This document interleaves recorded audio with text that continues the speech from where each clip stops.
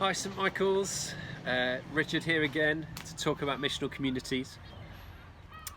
Last week we talked about people of peace, reaching those people who are waiting to be invited, those people who are waiting to get into conversation with you. And you know, it's good to be ready to ask questions, to be ready to just say hello to new people of peace who you might bump into in the street. Be ready to ask them questions about themselves, ask them questions about where they live, maybe how long they've lived in Twerton, what they do during the week.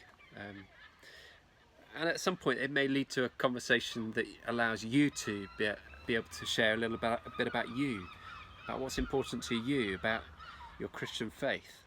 And that may lead to a further conversation that might allow you to be able to share more or offer to pray and begin a discipling relationship, a friendship.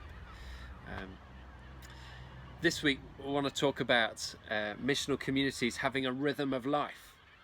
And that rhythm of life involves organised events and gatherings and organic, just doing life together.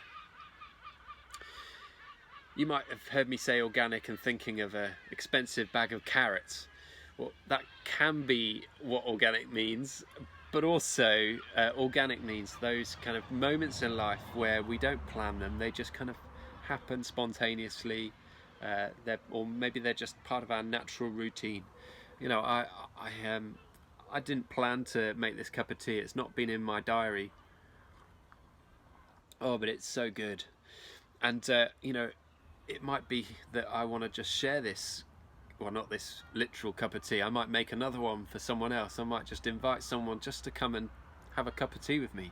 It wasn't in my plan for the day, but it might just be an opportunity. Maybe a neighbour's drop round and just invite them in for a cup of tea. That leads to discipleship conversation opportunities so easily, so naturally. There are lots of other organic moments in our life that we can involve and invite others into. It might be just going shopping. You might want to just say to someone in your missional community or a person of peace, hey, just going down to Lidl, do you want to join me? Or it might be that you are going shopping and you know that they still are not feeling like quite ready to be able to go to the shops because of the fear of the virus still being present, and so you might offer to do some shopping for them, which then may lead to a conversation afterwards when you drop that shopping off. You know, these are all organic moments in life, and we want to encourage that as part of the life of a missional community, that you start to share life with one another.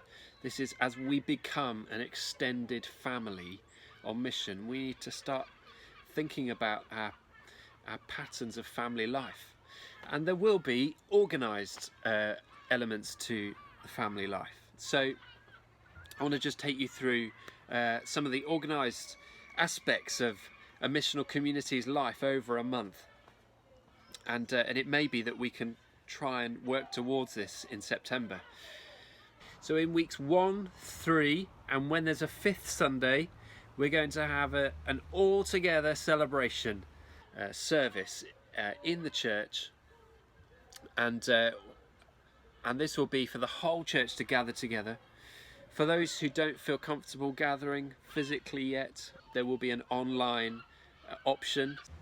So these services will be a great opportunity for all of the missional communities to come back together as a whole church, meeting both physically and online together with over 50 people plus of all ages. These will be great times of worship. Even if we can't sing, we'll still find a way of worshipping.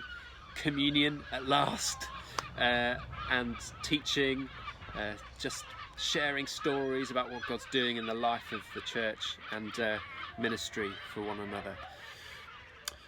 Then on the alternate weeks, on weeks 2 and 4,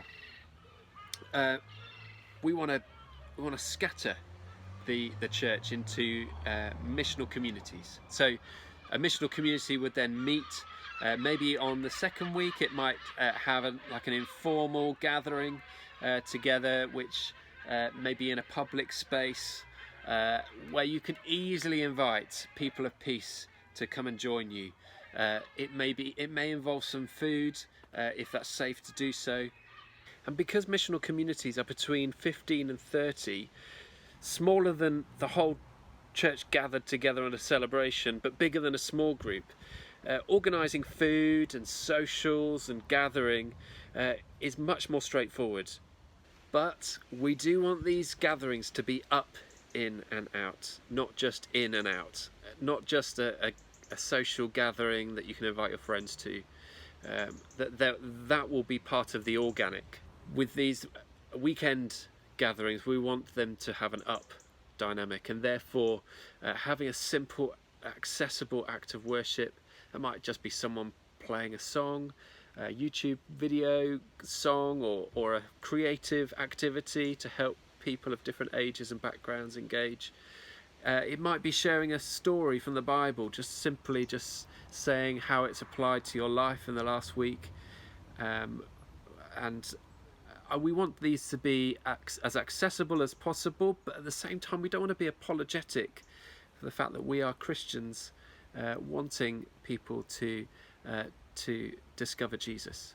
Then on week 4, the fourth weekend in the month, there's no Sunday service, so why not, as a community, do something to bless a neighbour, bless a community, bless a person of peace. You could get out there with litter pickers, or you could go and blitz someone's garden, or why not bless the council by doing some hedgerows in Twerton. Whatever it might be, you're getting practical that weekend, just to get into the habit of looking outwards and blessing others. And so this is part of our kind of organised activity as a missional community. So hopefully you can see that there's this balance of organic and organised. I recently asked a church leader in Liverpool what their missional communities were doing in the lockdown situation. And he talked about a great example of organic and organised happening in a local street. A row of terraced houses had a missional community family living in one of the houses. And whilst they were not able to meet with their wider missional community, they had already developed relationships with their neighbours, such that there were people of peace living down this terrace. At the back of the terrace there was an alleyway that had become overgrown and hadn't had a lot of love. And so this family connected with their neighbours and roped them in to join this organised project to restore this alleyway. And you can see the transformation that happened. And it created a space where this community got together, where the Christians who were living in one of the terraced houses were able to have all sorts of conversations, and it created a sense of village within that alleyway. They even set up a screen to project movies on the screen. So encouraging. I'd love to see things like that happening here in Twerton, where missional communities enable families and individuals, people of all ages, to start thinking about how they can bless their neighbours, how they can reach out to people of peace, how they can do that in the context of community, and have a balance of organic and organised activity. I hope that's been helpful. Gives you a bit more of an insight into the life of missional community. As always, we'll have chance for discussion and questions this Sunday. God bless you.